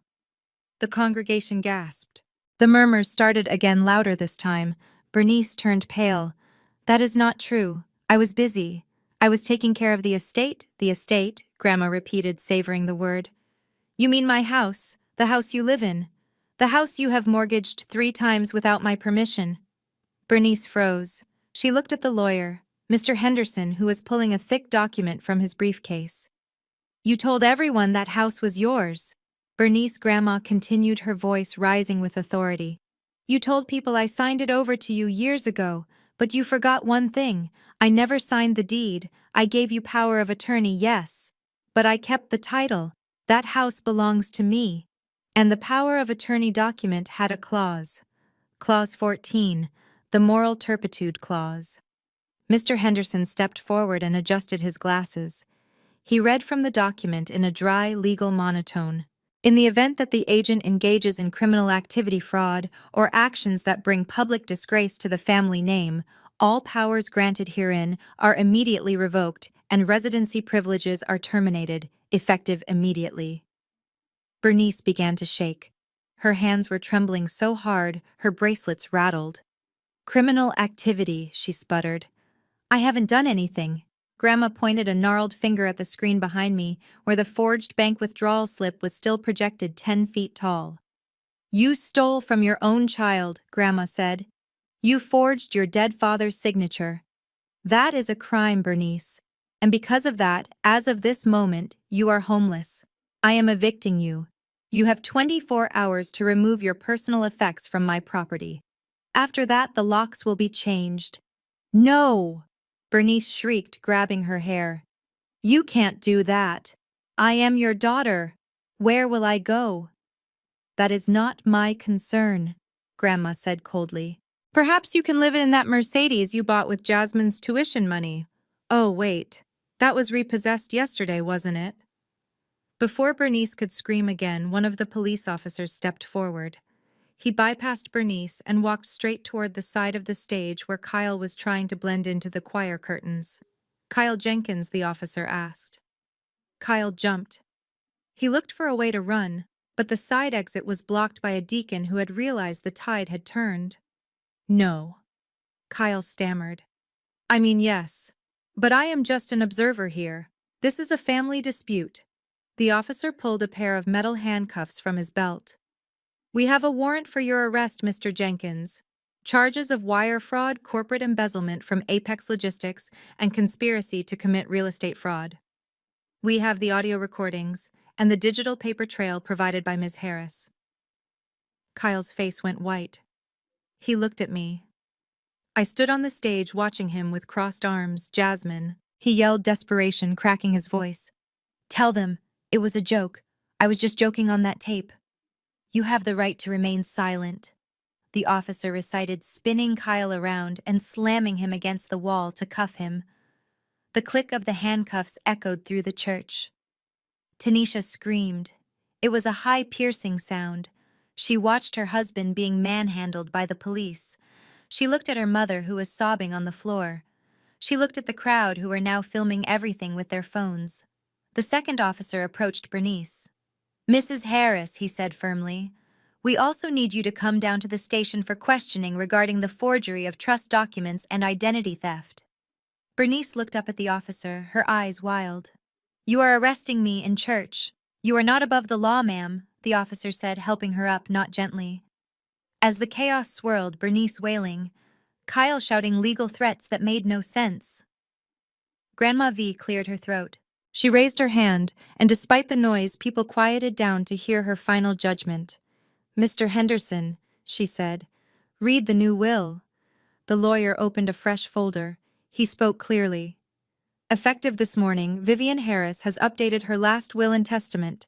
All previous beneficiaries are removed.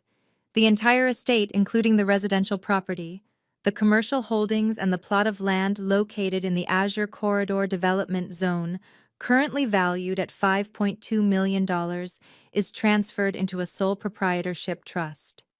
He paused for effect. The sole trustee and beneficiary is Jasmine Harris.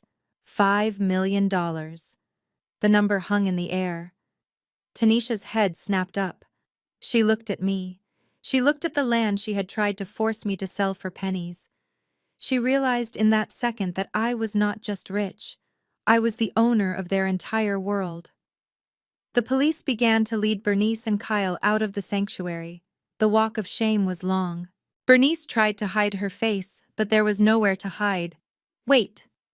The voice came from the front pew. It was Tanisha. She ran into the aisle, but she didn't run to her mother. She didn't run to her husband. She ran to the stage. She ran to me. She threw herself down at the bottom of the steps. She grabbed the hem of my white pantsuit. She was crying, but these weren't the fake tears she used for her followers. These were tears of pure terror. Jasmine, please, she sobbed, looking up at me with mascara running down her chin. You can't let them take everything. I didn't know. I swear to God I didn't know. I looked down at her. She was gripping my leg like a drowning rat climbing onto a piece of driftwood. It was Kyle. Tanisha babbled, her words tumbling over each other. He forced me to go along with it. He told me he would leave me if I didn't help him. And Mom told me that money was ours. She lied to me too. Jasmine, I am a victim here. I am your little sister. Please, you have $5 million now. You can't leave me with nothing. I watched her throw her husband and mother under the bus without a second of hesitation. It was pathetic. It was disgusting. And it was exactly who she was. I gently but firmly pulled my leg away from her grasp. I took a step back. I looked at the USB drive still plugged into the laptop. I looked at Grandma V, who gave me a slow, proud nod. Tanisha, I said, my voice amplified one last time by the microphone. You are not a victim. You are an accomplice. And the only reason you are crying is because you realized you bet on the wrong horse. I turned my back on her. I walked over to my grandmother. Ready to go, Grandma? I asked. Grandma V smiled.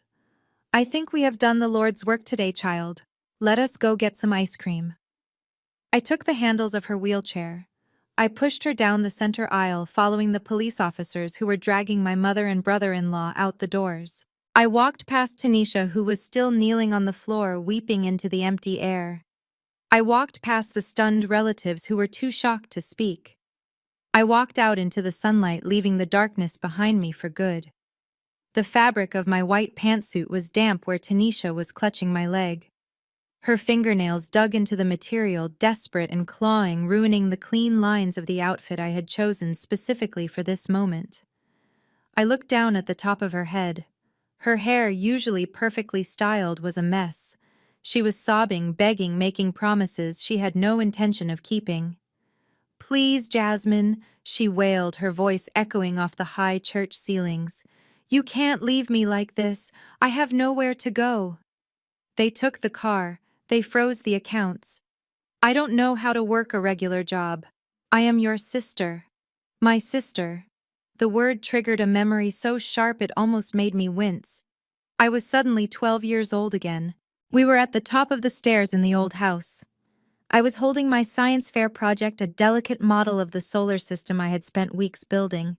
Tanisha, then 9 years old and angry that I was getting attention, had walked up to me. She didn't look angry. She smiled that sweet, angelic smile that fooled everyone. Then she shoved me. Hard. I remembered the weightlessness, the terrifying tumble, the snap of my wrist as I hit the bottom landing. My project was crushed. When my parents came running, Tanisha had started crying instantly. She told them I tripped. She told them I was clumsy. Bernice had scolded me for not being careful, for scaring my little sister, and for breaking the plaster on the wall. Tanisha had stood behind Bernice's legs, smirking at me while I cradled my broken arm. I looked at the woman sobbing on the floor. The smirk was gone, replaced by terror, but the person was the same. She had spent her entire life pushing people downstairs and expecting them to apologize for the noise they made when they landed. I reached down and peeled her fingers off my leg one by one. I did not do it aggressively. I did it with the detachment of a doctor removing a leech. "Get up, Tanisha," I said. My voice was low, but in the silent church it sounded like a thunderclap. She scrambled to her feet, wiping her nose, looking at me with a glimmer of hope. "You will help me?" she asked, breathless. "You will talk to the lawyers?" I looked her in the eye. "I am not going to sue you, Tanisha. I am not going to send you to jail like your husband." "Oh, thank God," she breathed, reaching out to hug me. "Thank you, Jazz. I knew you loved me." I took a step back, letting her arms embrace empty air. "I am not finished," I said coldly. "I am not sending you to jail because you wouldn't survive it. But I am doing something that for you is far worse. I am cutting you off." Tanisha froze. "What?" "From this moment forward, you get nothing," I continued. "No allowance, no bailouts, no rent money, no using my name to get into clubs, no access to the trust fund. You are 29 years old, Tanisha. It is time you learned what the rest of us have known since we were children. Money is earned, not given." "But I can't," she shrieked, panic rising again. "I have debt, the lawsuits." "Then I suggest you get a job," I said. "I hear the grocery store is hiring. They pay minimum wage. It should be enough to rent a room somewhere." "You are ruining my life," she screamed, realizing the gravy train had truly derailed. "No," I replied. "I am letting you finally own your life. Good luck, Tanisha. You are going to need it." I turned away from her. Behind me, the police officers had finally managed to wrestle Kyle toward the exit. He was weeping openly now, shouting about plea deals and blaming his boss. But the main event was still happening in the aisle. Two officers were escorting Bernice. She wasn't walking, she was being dragged, her heels skidding on the red carpet. She was fighting them with the ferocity of a cornered animal. When she saw me looking at her, she stopped struggling for a second. She locked eyes with me. The look on her face wasn't regret. It was pure, unadulterated hatred. "Jasmine," she screamed. Her voice cracked raw and ugly. "How dare you? I am your mother. I gave you life. I brought you into this world. I watched her. I felt nothing. The cord that had bound me to her guilt, the obligation, the need for approval had been severed the moment she handed me that invoice." "You are a demon!" Bernice yelled, spitting the words. "You are ungrateful trash. You are sending your own mother to prison over money, over a mistake. You will rot in hell for this. You owe me. You owe me everything." The officers pulled her forward, but I raised a hand. "Wait," I said. The officers paused. Bernice stood there, panting, her chest heaving. She thought I was cracking. She thought the guilt was finally kicking in. A twisted smile touched her lips. "See," she hissed. "You can't do it. You can't do this to your mother." I walked up to her. I stood close enough to smell her expensive perfume, which now smelled like decay to me. I leaned in so only she in the front row could hear me. "You keep talking about what I owe you, Mother," I said softly. "You gave me an invoice. $257,000. You said that was the cost of our relationship." I reached into my pocket and pulled out the USB drive I had used for the presentation. I tucked it into the pocket of her blazer, right next to the handcuffs. "I accepted your terms," I said. "You are not my mother. You are a creditor. You are a bad investment that I have finally liquidated. And as of today, the debt is paid in full. We are even. We are done." I stepped back. "Take her away," I told the officers. Bernice's mouth opened, but no sound came out. The realization hit her. I hadn't saved her. I had just closed her account. As the officers dragged her out the double doors, her screams started again, but they sounded distant, like a ghost fading into the ether. The church was dead silent. The show was over. The villains were gone. I turned to leave, but suddenly the aisle was blocked.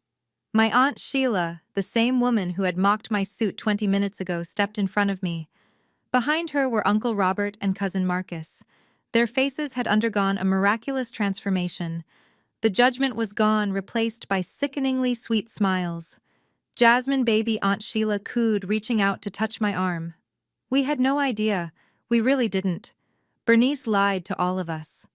I stepped back to avoid her touch. "We are so proud of you," Uncle Robert chimed in, nodding vigorously. "Standing up for truth like that. You know, I always said you were the smart one. The special one." Marcus rubbed the back of his neck, looking at his shoes. "Yeah, Jazz. Listen about that text I sent earlier. I didn't mean it. Family is family, right? We stick together." I looked at them. I looked at the 50 faces in the room. They weren't looking at me. They were looking at the woman who now controlled a $5 million estate. They were looking at their new bank. They were calculating how to spin this, how to get on my good side, how to ask for loans next week. I felt a wave of exhaustion, but it was a clean kind of tired. I didn't say a word to them. I didn't argue. I didn't accept their apologies. I didn't give them the satisfaction of a reaction. To engage with them would be to acknowledge that their opinion mattered. And it didn't. Not anymore. I simply walked through them. I walked past Aunt Sheila as if she were a piece of furniture. I walked past Uncle Robert as if he were invisible. I walked past Marcus without breaking stride. I reached the front of the church where Grandma V was waiting. She was watching me with a look of fierce pride. "Are you ready?" she asked. I released the brake on her wheelchair. "Yes, Grandma. I am ready to go home." I pushed her chair down the center aisle. The wheels hummed softly on the carpet. We moved past the stunned congregation, past the weeping Tanisha, past the empty space where Bernice used to reign. We moved toward the open doors where the sunlight was pouring in.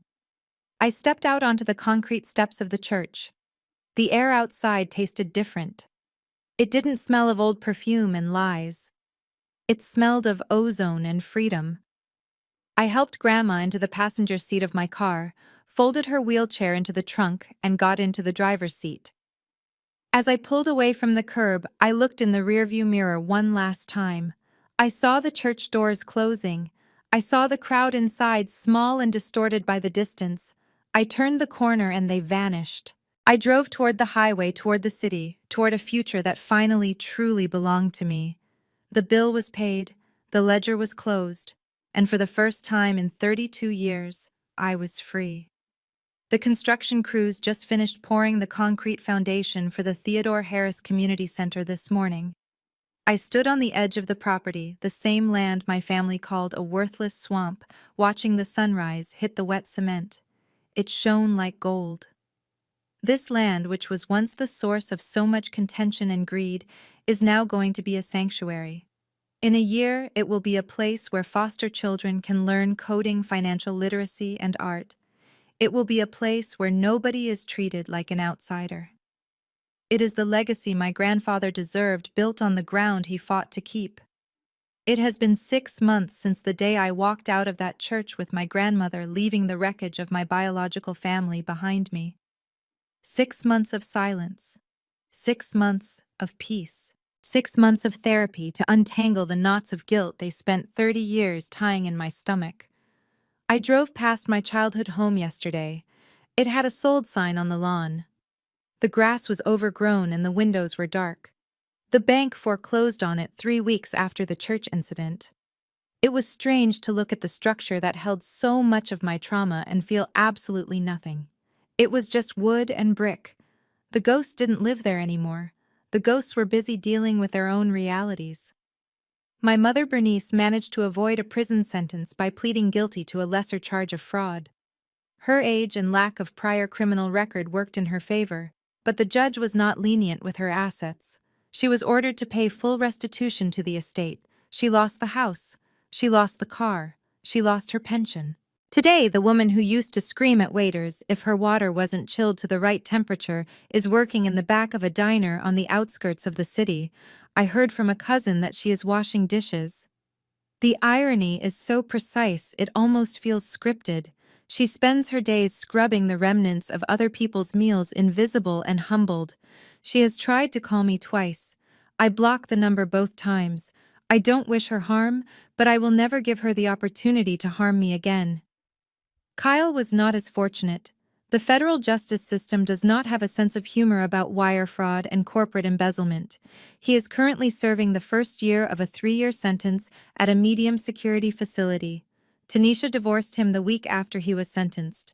She claimed she was a victim of his schemes, but the judge in the civil suits didn't buy it. Tanisha, my little sister, the golden child who never had to lift a finger. I went to the grocery store last Tuesday to pick up some chamomile tea for Grandma. I chose the lane with the longest line just to observe. Tanisha was scanning items wearing a green polyester vest that was 2 sizes too big. Her acrylic nails were gone. Her designer makeup was gone. She looked tired. She looked older. When she saw me, she froze, holding a carton of milk. For a second, I saw the old flash of entitlement in her eyes, the instinct to ask me to save her. But then she looked at my face, and she saw the wall I had built.